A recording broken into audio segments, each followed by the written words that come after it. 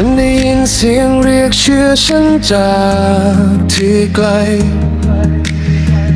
กีตาร์แผ่วสั่นไหวทุกอย่างเปลี่ยนไปเงาบนทางเท้ากระทบฝนพรำรำไรรู้สึกน้ำหนักถ้อยคำไหลเวียนในกายผู้คนครึ่งควรตะโกนกรูฉันกลับยิ่งเจ็บเขารุมล้อมรักฉันจมทุกคำเหมือนคำสาปเจ็บคืนใจปั่นป่วนฉันซ่อนตัวจมน้ำคำเล็บล้านดวงตานับพันคำลวงไม่เคยมีใครได้ยินฉันเล็บเขาชี้แล้วก็พูดคุยฉันแตกสลายเหมือนนีออนสะท้อนในหัวใจฉันไล่ตามเสียงกลองที่ปลดไม่พ้นไปทุกว่าทุกลมหายใจยังเตือนถึงเธอไม่คลาย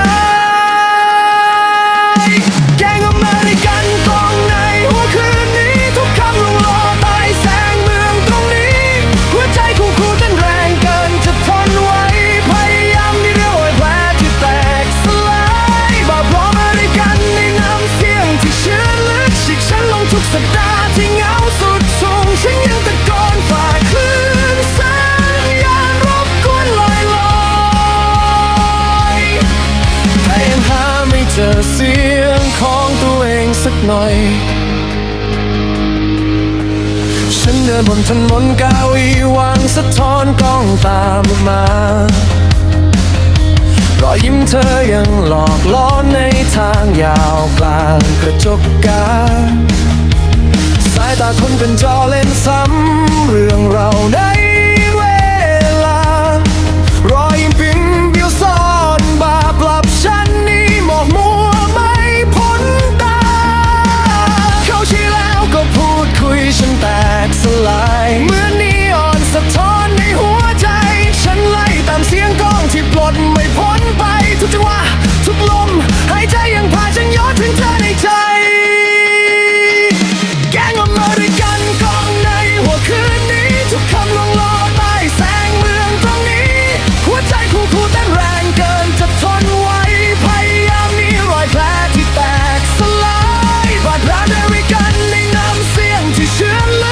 ฉันลงทุกสัปดาห์ที่เหงาสุดสูงฉันยังตะโกนฝ่าคลื่นสัญญาณรบกวนลอยแต่ยังหาไม่เจอเสียงของตัวเองสักหน่อยพอที่คำด่าทอที่กรีดลึกบนผิวหนังฉันพอที่คำซุบซิบรอบห้องที่ดึงฉันกลับทุกวันฉันไม่ใช่ความลับไม่ใช่โชว์ของเธอสักครั้งฉันก็แค่หัวใจที่เธอปล่อยทิ้งพันคู่เธอได้ยินฉันหรือเปล่าฉันกำลังหลุดพ้นจากฝูงนาที่ไร้เงาเธอรู้สึกถึงเสียงนี้หรือเปล่าฉันกำลังยืนหยัด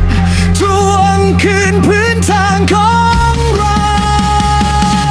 แกงอเมริกันกองในหัวคืนนี้ทุกคำลงลอใต้แสงเมืองตรงนี้หัวใจคู่เต้นแรงเกินจะทนไว้พยายามมีรอยแผลที่แตกสลายบาปอเมริกันในน้ำเสียงที่เชื่อลึกฉีกฉันลงทุกสัปดาห์ที่เหงาสุดส่งฉันยังตะโกนฝ่าคลื่นสัญญาณรบกวนลอยแต่ยังหาไม่เจอเสียงของตัวเองสักหน่อยหัวใจคู่ใน